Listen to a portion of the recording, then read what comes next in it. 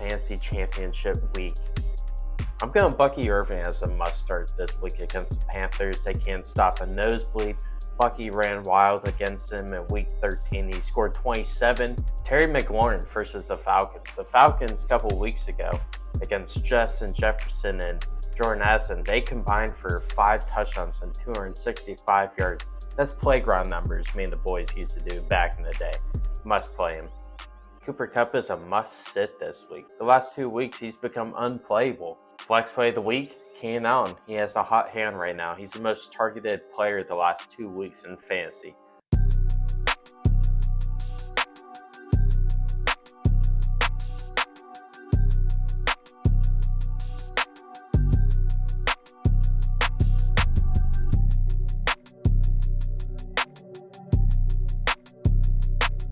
What's up, everyone? Welcome back to Catching a Vibe. I'm your host, Drew, and today we have the Week 17 starts and sits. It all comes down to this week, the championship round. This is all the mock drafts he did, all the trades, all the preseason highlights to find your sleepers, all the trades, all the trash talking with your buddies. This is what it all comes down to this week to prove you are the best in your league and shove it down your league mates' throats that you won the whole thing. So hopefully I can help you guys out this week. I wish you guys the best. Hopefully you all win. Let's get into it. All right, my quarterback start is Bo Nix versus the Bengals. Bo is just such a solid quarterback. He's super reliable, guys.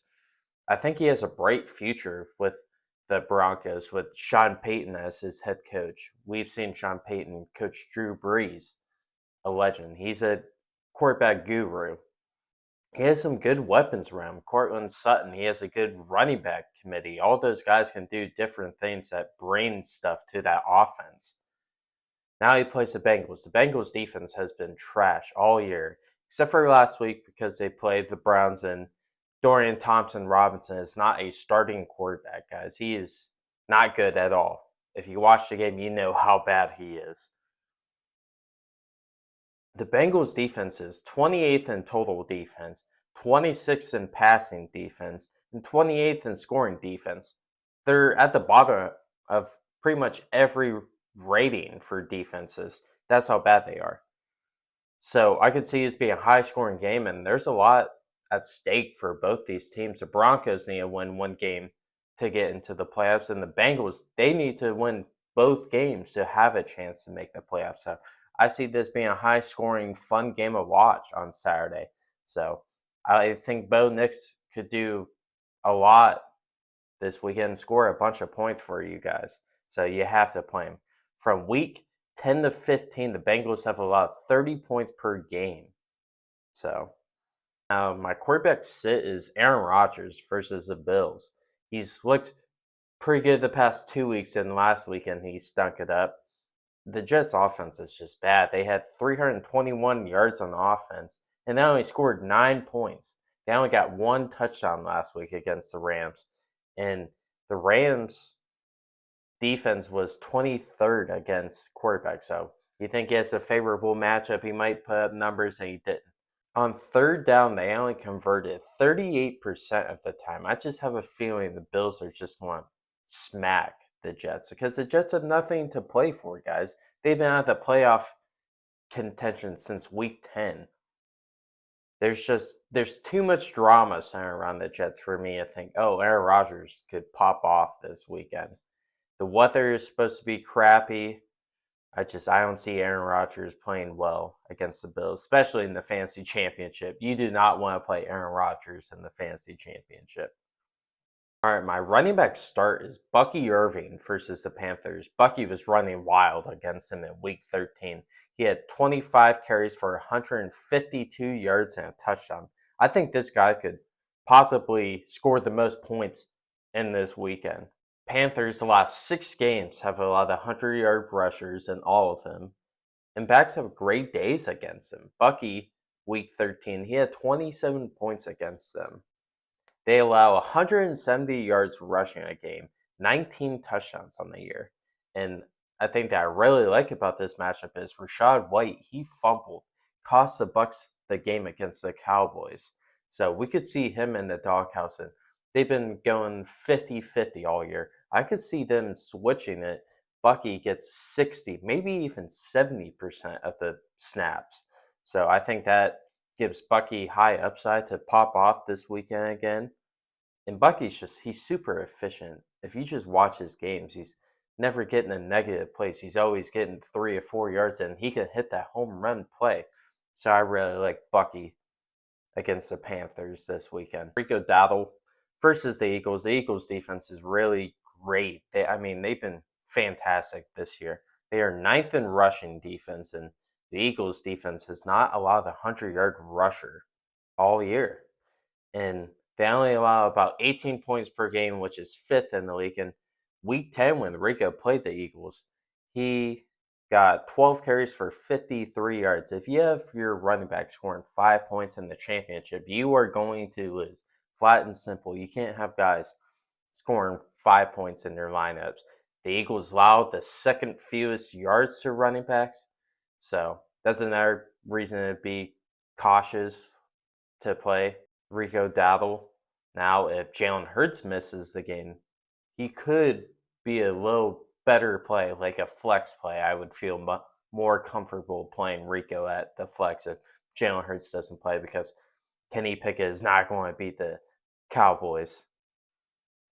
All right, my receiver start, I'm going to go Terry McLaurin versus the Falcons. Terry has been great all year. He's receiver 5 on the year. Everyone was worried about his matchup last week against the Eagles because they shut him out. He scored 2 points the first time they played. This time, he scored 17. He had 5 for 60 and a touchdown. Now he plays the Falcons, who get the third most points at receivers. Jordan Addison and Justin Jefferson combined for 5 touchdowns and 265 yards. That is playground numbers. That's the numbers me and my boys would put up back elementary school days. That's what we were doing back in the day. It's awesome to see Terry McLaurin finally getting a good, reliable quarterback, because he's a fantastic player. So I'm really excited for Terry McLaurin. He has a bright future with Jane Daniels as his quarterback. All right, my receiver sit is Cooper Kupp versus the Cardinals. Cooper Kupp, the last 2 weeks, has become unplayable for you guys. 0 points 2 weeks ago, and last week 5 points. You are going to lose if you have a guy score 5 points in your fantasy championship. I think the Rams offense is too much centered around Kyren Williams and Puka, where Cooper Kupp is just in the background. He's blocking. He might get a catch here and there, but he's not the focal point of this Rams offense anymore.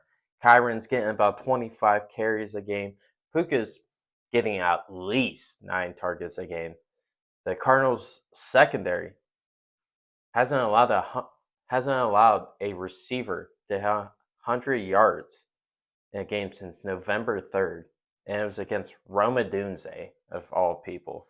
So Cooper Kupp, I do not like him this week.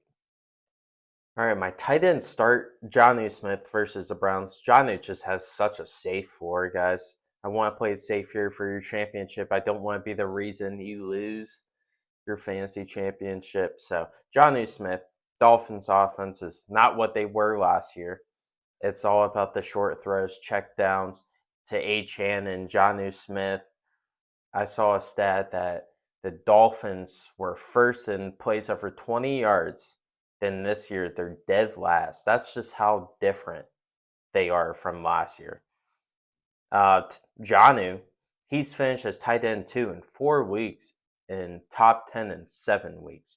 He's an elite tight end play because how bad the rest of the tight ends are. So Jonnu Smith versus the Browns, I see him getting about 5 catches versus the Browns, maybe a tutty too. All right, my tight end sit is Hunter Henry versus the Chargers.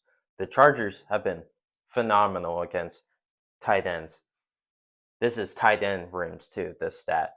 They have only allowed 6 tight end rooms to get 6 targets in the game. Not catches, targets. That's how they're locking down offenses. They're not letting the tight ends get big games against them. That scares me big time because Hunter Henry is not a big touchdown scorer. He's only scored 2 touchdowns for you guys this year, so you have to fade him when they're not giving up catches to tight ends, and you rely on Hunter Henry to get that 5 catches for 60 yards. So, gotta fade Hunter Henry versus the Chargers. Now, the flex play of the week, I'm going Keenan Allen versus the Seahawks. Keenan Allen, the last 2 weeks, has seen 26 targets. He's been the most targeted player the last 2 weeks. He's put up big numbers. Week 15, he went 6 for 82 yards and a tutty. Then last week, he had 9 for 141 yards and another tutty. 29 points in your semifinal game. You got to ride the hot hand in the fantasy championship. He's looking like prime Keenan Allen. He's Caleb Williams' security blanket right now. You got to put him in your lineup, guys. All right, guys, that's going to wrap up the Week 17. The fantasy championship starts and sits. Thank you guys for watching. Thank you guys for watching all year. I really appreciate you guys tuning in every week, watching the videos. It's been a hell of a fantasy season. I think next week, me and Pops is coming back on. We're going to do a 2024 redraft. And after that, draft vlog for you guys to show you guys who won the league in our league. I'm excited to drop that video for you guys. Thank you guys for watching. Please like and subscribe. We'll see you next time. Peace.